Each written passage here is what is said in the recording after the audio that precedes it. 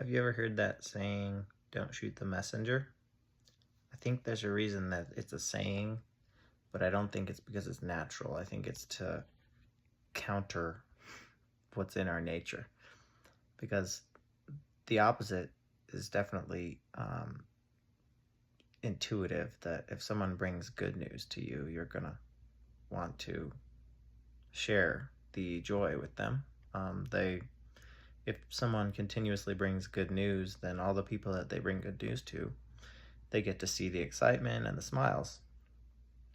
And the same is true for someone that has to bring bad news, like, for example, a police officer that has to go up to someone's door and tell them that their loved one died. It's pretty rough, and I think it would be rough for that police officer to have to do that. I don't think they enjoy that aspect of, I think, a job that they sometimes do. So I had a train of thought along those lines. I don't remember what spurred the initial thought, but hey, let's go on the positive side and then back to that other example.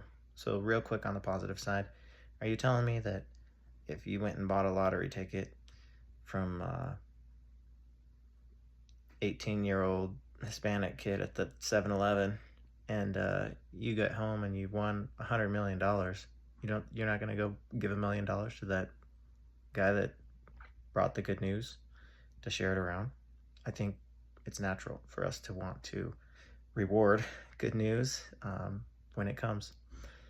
And it's also very natural, I think, to shoot the messenger in a sense. That's why there's the saying to tell you not to, because it's going to be part of your nature to do it. And it makes me think now of a upgrade that our world could have if we were to upgrade this matrix that we're living in. Instead of just giving someone bad news like, hey, I'm so sorry, you're sorry to have to bring you this news, but your husband and your son just died in a car accident and they're gone. Instead of doing that and then leaving that person to process it on their own, wouldn't it make more sense to first call their mom and their sister and say, hey, I don't know how your daughter, your sister is going to take this, but it might be good if you're available, maybe if you're there, to help comfort her. And then tell them first. Would make sense to me. Bring a psychologist, counselor, psychiatrist, whatever an expert would be at helping someone process that. A hypnotist, maybe.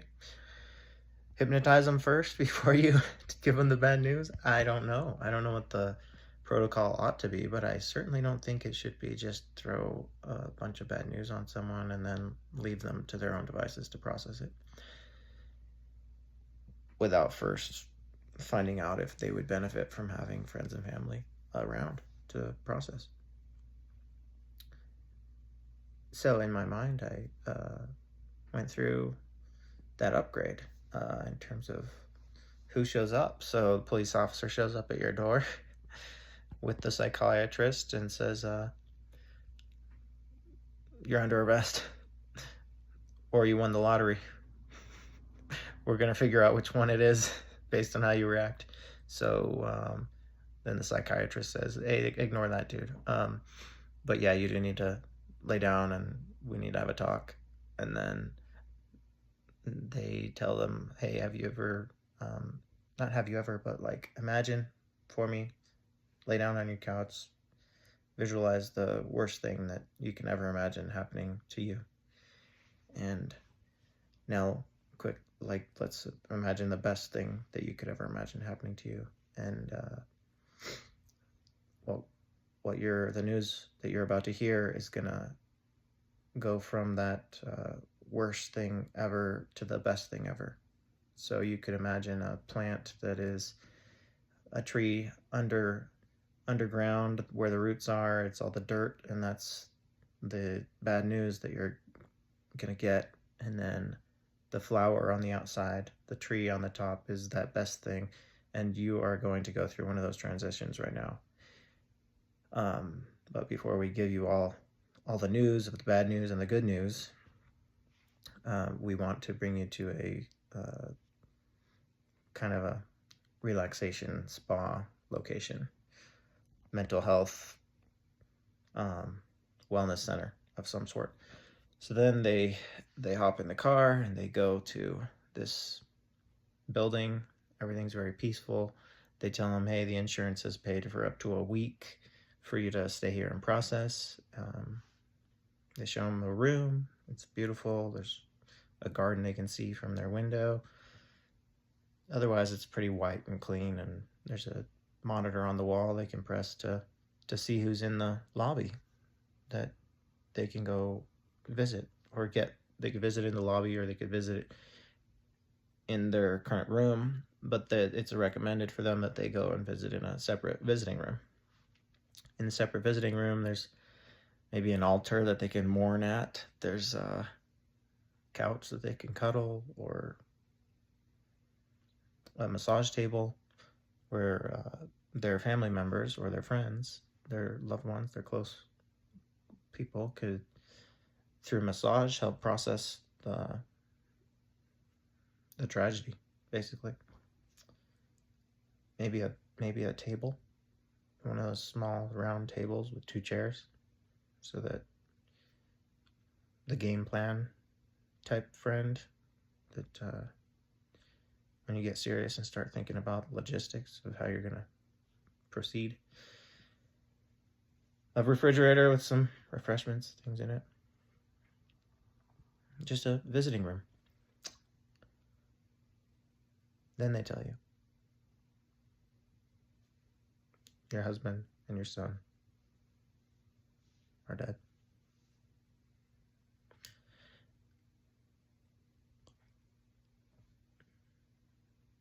Maybe it's kind of a cool, I think, upgrade to what I imagine goes on now, which is a whole lot of processing in an unideal time and an unideal environment.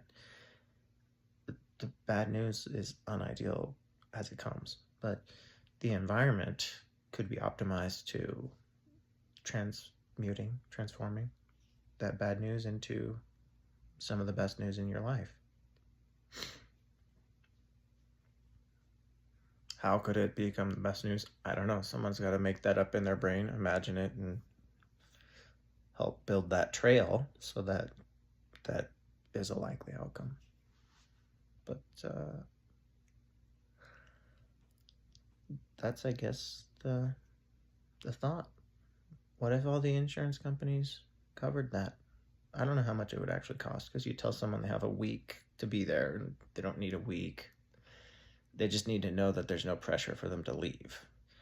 And then they might not need 10,000 people to visit them. They might just need like 2 or 3 close friends. But having that and a psychologist seems like a very low cost to me. Even if it costs $1,000, $10,000 for whatever happens, it seems like a very low cost upgrade for our matrix. And even with people without insurance could still be covered by just the insurance companies making this a thing, where it's just always covered by grants or donations or insurance that most people have or whatever. So no one should receive bad news without as good an environment as possible.